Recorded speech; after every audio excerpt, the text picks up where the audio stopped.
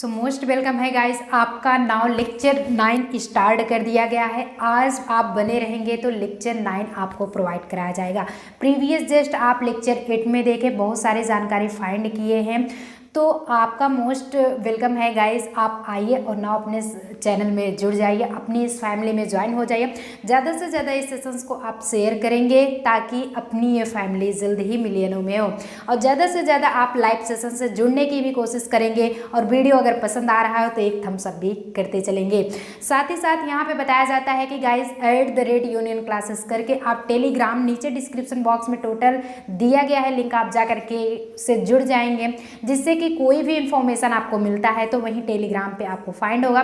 साथ ही साथ इसके जो PDF नोट्स भी मिलता है वो भी टेलीग्राम पे ही आपको मिलेगा। और जितने गाइज आपकी जानकारी के लिए गाइज बता देते हैं कि जितने गाइज आज यहाँ पे हमसे नए जुड़ रहे हैं, अपनी इस फैमिली से जुड़ रहे हैं, उनको सिलेबस अगर ना पता हो तो डिस्क्रिप्शन बॉक्स में यार दिया गया है, आप जाके देख लीजिए, आपको कंफर्म हो जाएगा, कोई भी आपके डाउट्स नहीं रह जाएगा। सो चलिए नाउ स्टार्ट किया जाता है with your homework. So guys अगर बात करें कि आपका ये था 24 एंड 25 होमवर्क में दिया गया था प्रीवियस सेशंस का 24 क्वेश्चन है कि कई दर्शकगण किस विशेषण का उदाहरण है। कई दर्शकगण हैं, किस विशेष दर्शकगण क्या होता है, देखने वाले को ही दर्शक, वो भी समूह में है तो गण। निश्चित संख्यावाचक विशेषण, अनिश्चित या फिर निश्चित परिमाणवाचक या अनिश्चित परिमाणवाचक। So your time is start guys. देखते हैं कि आपको बताया भी गया था कि मेन कमेंट बॉक्स में आप जो है इसका जस्ट होमवर्क का रिप्लाई आप लोग करेंगे, बट देखते हैं कि 2-4 स्टूडेंट्स करते हैं, बट ऑलरेडी आप नहीं जुड़ते हो। बाद में गाइज यही आप कहोगे कि मैम पढ़ाया नहीं जा रहा है, या फिर पढ़ाने पे समझ में नहीं। यार जब वीडियो स्किप करते चलेंगे आप लोग तो क्या समझ में आएगा। वीडियो को विदाउट स्किप किए हुए देखिए, टोटली सब कुछ समझ में आएगा। आपका सिलेबस एक तरफ से यानी कि टोटल स्टेप बाय स्टेप पढ़ाया जा रहा है। सो कई दर्शकगण किस विशेषण का उदाहरण है। कितने गाइज इसका सही आंसर कर रखे हैं, तो जितने भी गाइज आप ऑप्शन नंबर बी किए हैं वो सभी हमारे प्रिय साथी सही हो जाएंगे कि अनिश्चित संख्यावाचक है। क्यों? क्योंकि अनेक यहाँ पे बताया गया है कई दर्शकगण, देखने वालों को ये जो समिति बैठी है, जो कमेटी बैठी है, यहाँ पे दे रहा है कई। क्या आपको कंफर्म है गाइज कि कई में कितने लोग हैं? कई में तो कितने भी लोग नहीं है, एक भी लोग नहीं है, तो आपको ये तो कंफर्म होगा कि ये अनिश्चित हो गया है। तो यहाँ तक अनिश्चित हो गया और संख्यावाचक होना चाहिए। क्यों? क्योंकि संख्या में है, गण है तो संख्या है, संख्यावाची हुई है ना। करेक्ट हुआ आंसर। आगे चला जाए, सेशंस को थम्स अप देते चलेंगे। अब आपका आता है 24 के जस्ट बाद आपका 25। कदाचित शाम तक वो वापस आ जाएं। इस वाक्य में प्रयुक्त काल को पहचाने। कह रहा है कि कदाचित यानी कि हो सकता है, मे बी कि शाम तक वो वापस आ जाएं। कौन? क्या है इसमें? सामान्य भविष्य, संदिग्ध वर्तमान या फिर संदिग्ध भूतकाल। भूत जो रात को आता है, ये वाला भूत नहीं, बीता हुआ समय, it's means past time. Past time is called to भूतकाल। संभाव्य भविष्य यानी कि जो संभावना प्रकट करे वो भी भविष्य, फ्यूचर की कंडीशन। चलिए गाइज कितने सही आंसर इसका करते हैं, कितने गाइज हैं कि सही आंसर करते हैं 25 क्वेश्चंस का। जस्ट जितने भी गाइज आप ऑप्शन 20 यानी कि डी बता रहे हैं 25 का, वो सभी सही हो जाएंगे कि कदाचित शाम तक वो वापस आ जाएं, तो अभी आ जाएंगे, ये तो भविष्य हो गया, एक क्लियरिटी आपकी आ गई। दूसरा क्या कहता है गाइज कि शाम तक वो वापस आ जाए, संभावना है तो संभाव्य ही तो होगा। संदिग्ध भी नहीं है कि आएंगे कि नहीं आएंगे, मे बी पॉसिबल या फिर इम्पॉसिबल, बट उसमें संभावना व्यक्त किया जा रहा है। सामान्य भी नहीं है, संदिग्ध भी नहीं है, और संदिग्ध भूतकाल वर्तमान कुछ नहीं है। इसमें आपका गाइस संभाव्य भविष्य होगा। सो आगे चला जाए, आपको समझ में आ रहा है लेक्चर। सो चलिए गाइज लेक्चर 9 का आपका फर्स्ट क्वेश्चन स्टार्ट हो चुका है। इसमें दिया क्या गया है, आपका दिया गया है कि जो आंसर यानी कि निम्न नीचे लोकोक्तियाँ और उनके अर्थ दिए गए हैं। नीचे जो है लोकोक्तियाँ दी गई हैं जिसे मुहावरे, फ्रेजेस आप कहते हैं, और उनके अर्थ दिए गए हैं। समझ में आ रहा है बात, मीनिंग दिया गया है।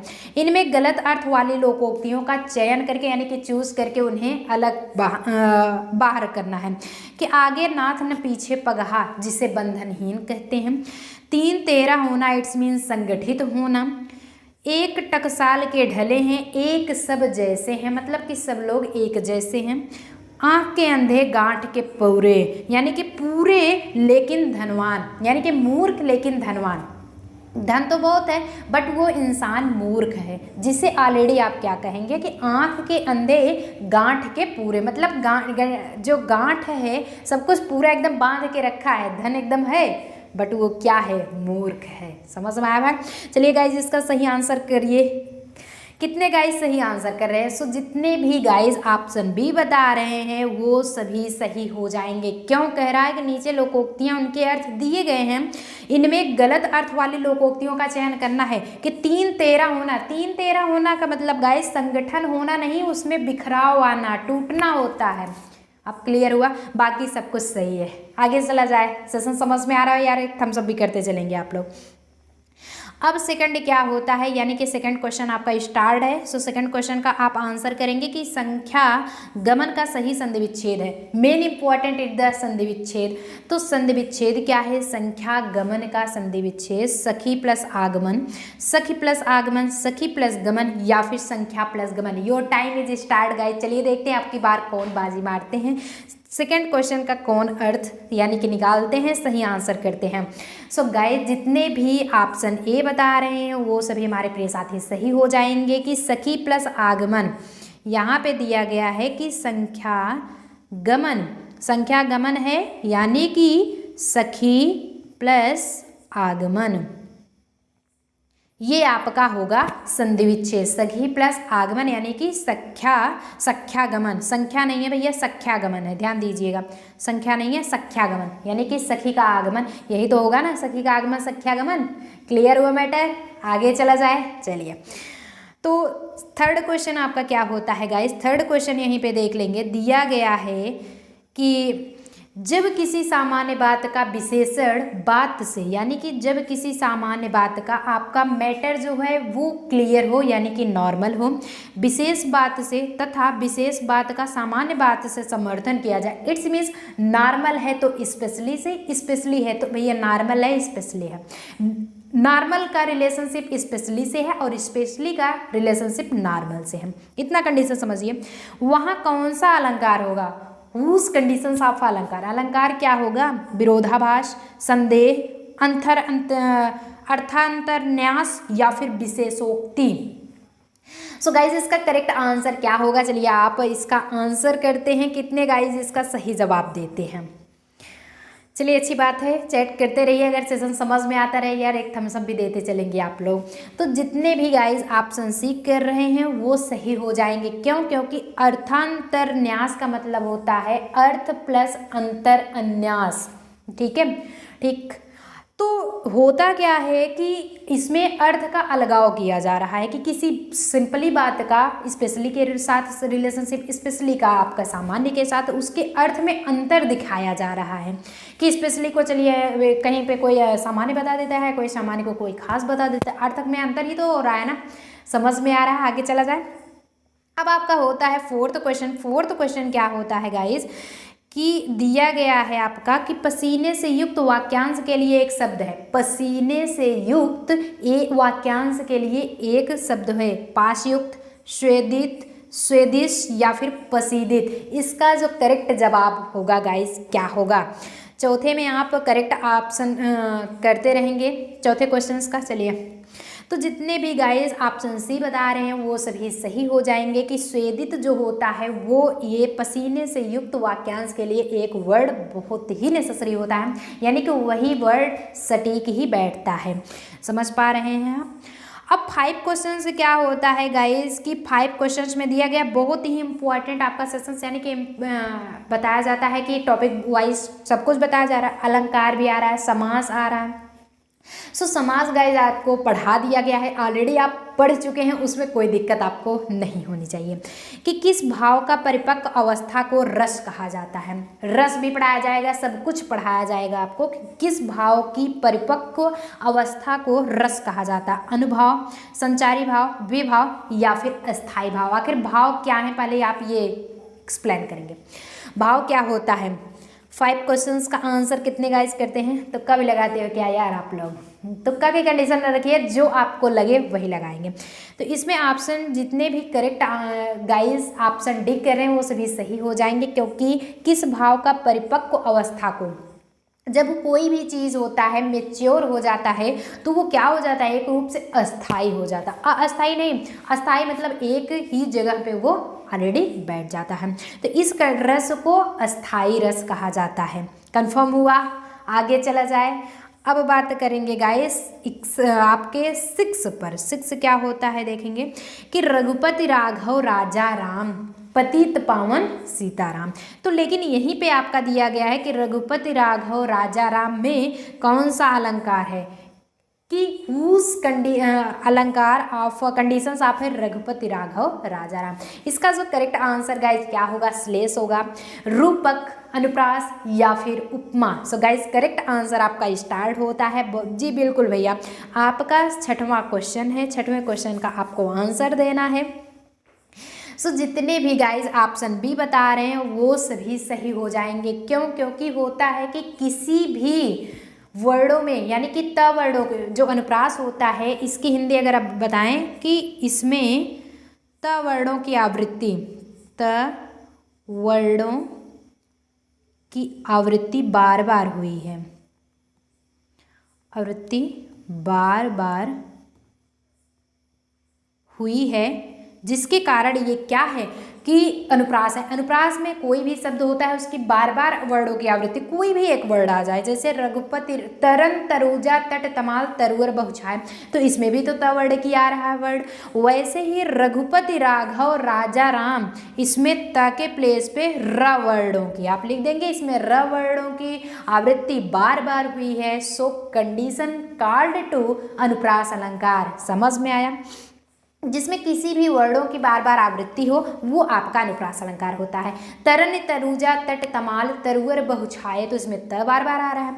रघुपति राघव राजा राम पतित पावन सीताराम, तो सिर्फ पूछा है रघुपति राघव राजा राम में, यहाँ भी र, यहाँ र 4 बार आया है, तो र वर्डों की आवृत्ति हुई है। सो कॉल्ड टू आपका अनुप्रास अलंकार। सेशंस बढ़िया लग रहा है, थम्स अप भी देते चलेंगे, ज़्यादा से ज़्यादा इस सेशंस को शेयर भी यार अपनी इस फैमिली को करते चलोगे, जिससे कि और भी गाइज आकर के नाव जोड़ते भी चलेंगे सेशंस के साथ।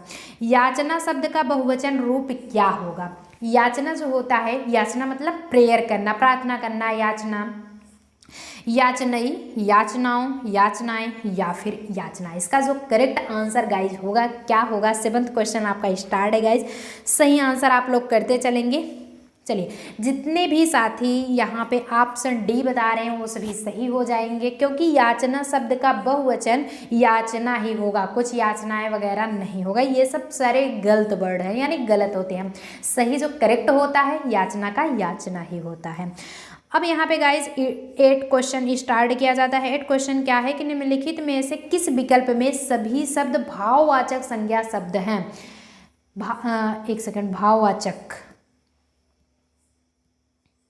चलिए गाइज, निम्नलिखित में से किस विकल्प में सभी शब्द भाववाचक संज्ञा है, शब्द है? तो भाववाचक क्या होता है? एब्स्ट्रैक्ट होता है। अमीर, गरीब, समूह, मिठास, जवानी, खटास, पुस्तक, गंगा, या फिर रसीला, कड़वाहट, बुढ़ापा, उन्नत, या फिर धैर्य, चालाकी, उदासी या सूर्य। पूछा क्या है कि निम्नलिखित में से किस विकल्प में सभी शब्द, जिस विकल्प में सभी शब्द आपका भाववाचक यानी एब्स्ट्रैक्ट नाउन से रिलेटेड हो, वही सही आंसर गाइस करना है। सो अगर पढ़े होंगे एब्स्ट्रैक्ट नाउन तब तो पता ही होगा, नहीं पढ़े होंगे तो मौज करिए। सो कितने भी गाइस, जितने भी साथी हमारे ऑप्शन सी बता रहे हैं वो सभी सही हो जाएंगे, क्योंकि रसीला भी एक क्या है? भाववाचक है। कड़वाहट भी एक भाववाचक हुआ। बुढ़ापा, उन्नति, सब कुछ आपका स्टेटमेंट ही तो है ना। समझ में आया फैक्ट? आगे चला जाए।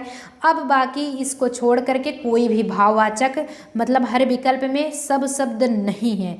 2 4 में से हो सकता है 2 हो, 1 हो, 3 हो, ऐसे, लेकिन 4 के चारों सिर्फ सही में होते हैं। 11वां विश्व हिंदी सम्मेलन वर्ष 2018 में कहाँ आयोजित हुआ? अभी तो चल रहा है 2021, बट ये बात है 2018 का। अभी चल रहा है 2021, बट आपका पूछा ये गया है 2018 का कि 11वां विश्व हिंदी सम्मेलन वर्ष 2018 में कहाँ आयोजित। इससे आपके 2 क्वेश्चन गाइज मिलते हैं। और साथ साथ यहाँ पे बता दें, ये आपके लिए बहुत ही इम्पोर्टेंट है। ये इम्पोर्टेंट इसलिए है कि एक तो समझेंगे हिंदी सम्मेलन वर्ष 2018 में कौन सा विश्व सम्मेलन था, तो आप सबसे पहले तो बताएंगे 11वां विश्व सम्मेलन था। एक क्वेश्चन ना हो आपको हो गया। और कहाँ पे हुआ था, 2 हो गया। और कब हुआ था, 2018 में। तो विश्व हिंदी सम्मेलन 2018 में हुआ, पहला क्वेश्चन। कब हुआ, कहाँ पे हुआ और कैसे हुआ, किस सत्र में हुए, यार यही सब तो पूछा जाता है। 3-4 क्वेश्चन बने ना आपके। तो बताया गया है मार्सिसस, पोर्ट लुइस, भारत या फिर नई दिल्ली, दक्षिण अफ्रीका के जोहान्सबर्ग में, या फिर यूके के लंदन में, यानी कि कहाँ पे ये हुआ था। नाउ इसका करेक्ट आंसर गाइस क्या होगा। सो स्टार्ट है, लाइव सेशन स्टार्ट है, लाइव चैट आप लोग करते रहेंगे, इसका सही आंसर बताते रहेंगे। जितने भी गाइज ऑप्शन 1 किए हैं यानी ए किए हैं वो सभी साथी हमारे सही हो जाएंगे कि मार्शस के पोर्ट लुइस में हिंदी विश्व सम्मेलन 2018 में 11वां सम्मेलन हुआ था। आगे चला जाए, अब बात किया जाएगा गाइज 12 यानी कि 10 क्वेश्चंस का। 10 क्वेश्चन क्या है आपका, दिया गया है कि अपरिहार्य का अंग्रेजी पर्याय है। अपरिहार्य एक हिंदी वर्ड है, इसका जब अंग्रेजी में वो करेंगे आप तो क्या होगा, जस्टिफाइड, अनअवॉइडेबल, अर्जेंट या फिर नेसेसिटी। नेसेसरी नहीं है, ध्यान दीजिएगा, नेसेसिटी है। क्या होगा गाइस, 10वें क्वेश्चन का आंसर क्या होगा। सो जितने भी साथी ऑप्शन सी बता रहे हैं वो सभी सही हो जाएंगे कि अनअवॉइडेबल, यानी कि अनअवॉइडेबल मतलब होता है अपरिहार्य। परिहार्य आया तो आप अन को हटा दीजिए, अवॉइडेबल कह दीजिए, परिहार्य हो गया। अपरिहार्य क्या, अनअवॉइडेबल, कुछ भी नहीं तो है। एकदम सेशन इजी है, बस आपको थोड़ा सा प्रेजेंट साफ माइंड लगाना है जिससे कि ना कोई भी आपको प्रॉब्लम ना हो। अब यहाँ पे गाइस बात आएगा कि कौन सा अयाद संधि का उदाहरण है। कौन सा अयाद संधि, संधि जो होगा उसका उदाहरण पावक, महेंद्र, एकाएक, उन्नति। जल्द ही हम 1-2 दिन के अंदर बताए भी थे, आपको टोटल कवर करा देंगे कि आपको संधि क्लियर करा दिया जाएगा। लेकिन अभी एक थोड़ा सा मतलब पोस्टिंग डाली जाएगी, उसमें बताया जाएगा कि आप पहले संधि पढ़ना चाहते हैं या फिर अलंकार पढ़ना चाहते हैं। जो भी आप गाइस पढ़ना चाहते हैं वो पहले आपको, जिसमें जिसकी वोटिंग ज़्यादा होगी वही जीतेगा, कम वाला नहीं जीतेगा। 11 का क्या होता है गाइस। सो 11 में जितने भी गाइस आप ऑप्शन ए कह रहे हैं वो सभी सही हो जाएंगे। पावक मतलब होता है अग्नि, जिसे आग कहते हैं। तो कौन सा अयाद संधि का उदाहरण है, अयाद संधि अगर पढ़ेंगे तो आपको नाउ क्लियर होता चलेगा। इसके थोड़ा सा यानी कि फर्स्ट कर दीजिए, आपको बताया ही जाएगा, डोंट माइंड। होता है कि कौन सा अस्थाई भाव नहीं है। अस्थाई भाव कौन सा शब्द नहीं है, निर्वेद, जुगुप्सा, विस्मय, करुण, ये सारे रस हैं। करुण का शोक होता है, विस्मय का भी यानी कि दुख होता है, जुगुप्सा यानी कि घृणा, निर्वेद यानी कि शांति। शांति का अस्थाई भाव आपका निर्वेद होगा। जुगुप्सा जो होता है घृणा से रिलेटेड होता है। यही सब तो है रस में, ये रस का पार्ट है। 12 क्वेश्चन आपका बताता है गाइस कितने सही आंसर कर रहे हैं, कितने गाइस। सो जितने भी गाइस आप ऑप्शन डी बता रहे हैं वो सभी सही हो जाएंगे कि कौन सा अस्थाई भाव नहीं है, यानी कि करुण अस्थाई भाव नहीं है, क्योंकि शोक जो होता है उसी का तो होता है। सो इसलिए ये करुण अस्थाई भाव नहीं होगा। बाकी सब कुछ अस्थाई भाव दिया गया है, क्योंकि शांति रस होता है उसका निर्वेद होता है अस्थाई भाव, घृणा होता है उसका जुगुप्सा होता है, और साथ ही साथ आपका विस्मय यानी कि दुख का होता है। बट करुण एक रस खुद है, रस है, अस्थाई भाव नहीं, इसका अस्थाई भाव शोक होता है, इसलिए यहाँ पे ये डिफरेंसेस हो जाएगा। अब 13 क्वेश्चन क्या है, 13 भी है, चलिए आप देख लेते हैं। 13 में गाइस दिया गया है कि अपने को संकट में डालना, मुहावरा है एक, अपने को संकट में डालना अर्थ के लिए सही मुहावरा क्या होगा। चलिए गाइस बताते हैं इसका सही आंसर क्या होता है कि बिल्ली के गले में घंटी बांधना या फिर भैंस के आगे बीन बजाना। क्या सही होगा ध्यान दीजिएगा, मक्खियाँ मारना, भीगी बिल्ली बनना यानी कि डर के मारे एकदम भग जाना। तो 13 क्वेश्चन का आंसर गाइस कितने गाइस सही आंसर करते हैं इसका। जितने भी साथी ऑप्शन ए बता रहे हैं वो सभी सही हो जाएंगे कि अपने को संकट में डालना, इट्स मीन्स बिल्ली के गले में घंटी बांधना। अब बिल्ली यानी कि कहते क्या है, जैसे जैसे भागेगी वैसे घंटी बजते जाएगी, तो संकट में ही तो डाले हो ना, ये मुहावरा इससे रिलेटेड होगा। अब क्या होता है, आपका 14 क्वेश्चन दिया गया है गाइज कि रात भर जागना स्वास्थ्य के लिए अच्छा नहीं है। रेखांकित शब्द को पहचानिए। ये भर है ना, ये देख रहे हैं अंडरलाइन किया गया है। अंडरलाइन जो भर है किया गया है उसमें कह रहा है कि रेखांकित शब्द को पहचानिए कि किस फॉर्म में वो शब्द यूज हुआ है। आपके कालवाचक क्रिया विशेषण में विशेषण है या फिर भाववाचक विशेषण है, समुच्चय बोधक अव्यय है। सो क्या है, आपके पास 5 सेकंड का टाइम है गाइज, आप सही आंसर इसका कीजिए।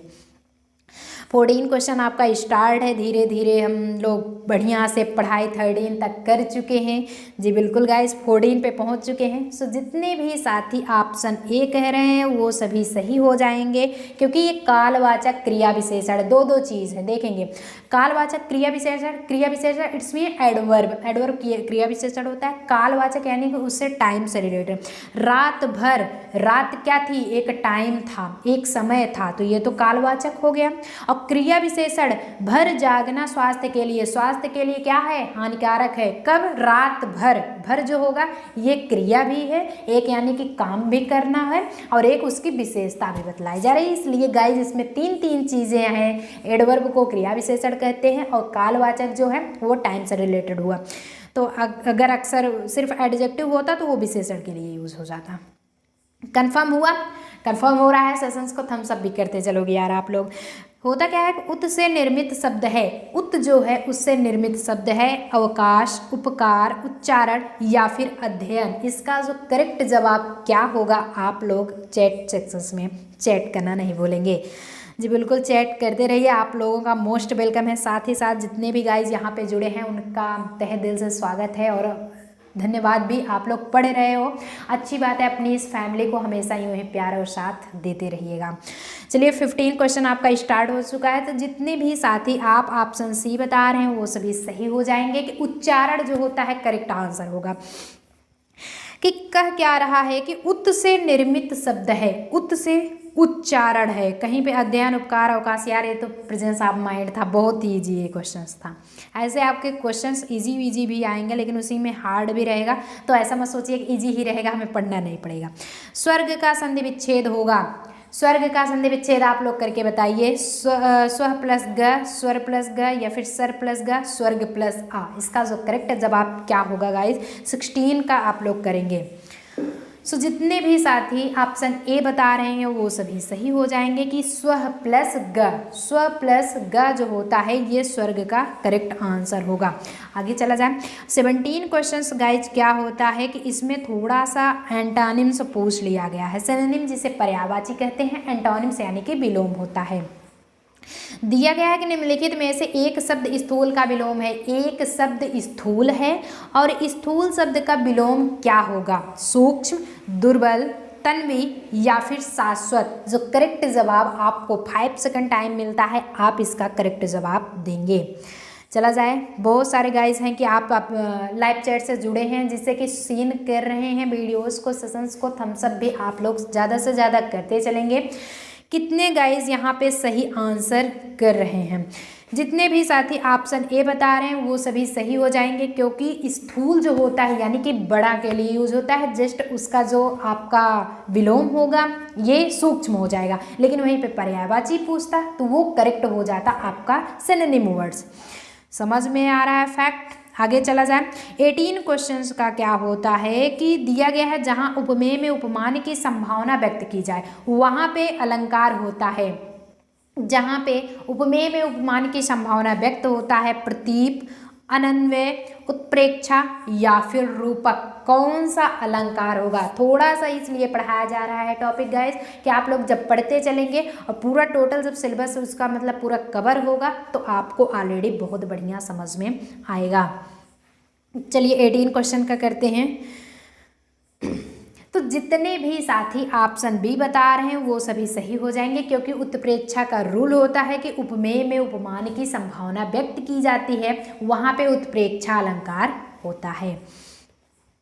अब ये 19 होता है। 19 में चलिए देख लेते हैं कि चौपाई छंद के प्रत्येक चरण में कितनी मात्राएं होती हैं। 15 15, 16 16, 17 या फिर 14, यानी कि 15 17 16 14 चौपाई छंद के प्रत्येक चरण में कितनी कितनी मात्राएं होती हैं। 19 क्वेश्चन आपका स्टार्ट है गाइस, चलिए देखते हैं। तो अगर बात करें आपकी जानकारी के लिए गाइस, जितने भी हमारे प्रिय साथी ऑप्शन सी कह रहे हैं वो सभी सही हो जाएंगे, क्योंकि 16 16 मात्राएं आपके चौपाई में होती हैं। दोहा होता है 13 फर्स्ट में होता है, यानी कि 11।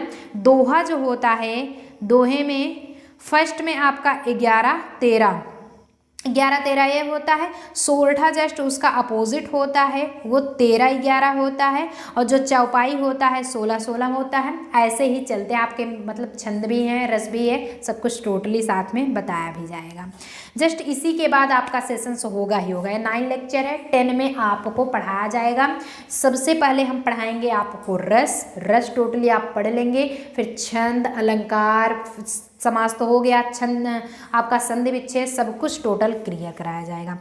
अब यहाँ पे बात आता है 20 क्वेश्चंस का। सो 20 क्वेश्चंस में गाइज अगर आप देखें कि हमें यथाशक्ति दान करना चाहिए, यानी यथाशक्ति क्या है, जिस तरह से तो आपकी शक्ति, यानी कि जैसी भी आपकी शक्ति है, आपके पास जो कुछ भी है। रेखांकित शब्द में समास को पहचानिए। समास तो पढ़े हो ना, इसे तो नहीं गलत करेंगे आप लोग। अव्ययी भाव समास, तत्पुरुष समास, द्विगु समास या फिर बहुब्रीहि समास। इसका जो करेक्ट आंसर गाइस क्या होगा, 20 का करेक्ट आंसर क्या होगा। सो जितने भी साथी ऑप्शन ए बता रहे हैं वो सभी सही हो जाएंगे कि option A is the correct answer, अव्ययी भाव समास। अव्ययी में था ना कि प्रथम जो भी रूल था आपका नीचे डिस्क्रिप्शन बॉक्स में बताया गया। अगर हम बताने लगेंगे थोड़ा वीडियो यानी कि आपका सेशन लॉन्ग हो जाएगा, बाकी और कुछ नहीं है। नीचे डिस्क्रिप्शन बॉक्स में टोटल दिया गया है, आप जा करके अभी जस्ट ये कंप्लीट कर लीजिए सेशंस। आप जा करके वो भी सेशंस देख लीजिए। जो न समझ में आप मेन कमेंट बॉक्स में कमेंट कीजिए, रिप्लाई जरूर मिलेगी। @यूनियन कल के आप टेलीग्राम पे भी जुड़ सकते हैं, सब कुछ नोटिफिकेशन आप जो पा सकते हैं। साथ ही साथ आप अपनी इस फैमिली में जुड़ करके नोटिफिकेशन अपडेट तो जानते ही हैं। 3 PM पे हिंदी की क्लासेस, 5 PM पे GK GS की क्लासेस, एंड आपके जो है मैथ्स एंड रीजनिंग जो होता है वो 7 PM पे टोटली आपको पढ़ाया जाता है। आगे चला जाए, सेशंस बढ़िया लग रहा है, थम्स अप भी करते चलोगे आप लोग।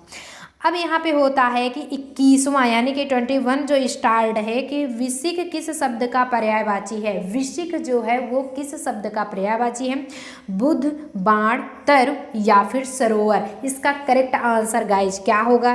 कितने साथी सही कर रहे हैं, अच्छी बात है, सही करते भी रहिए। तो जितने भी साथी ऑप्शन बी बता रहे हैं वो सभी सही हो जाएंगे। बाण इज द करेक्ट आंसर, बाण is the correct answer. It's means 21 आपका क्लियर हो चुका है।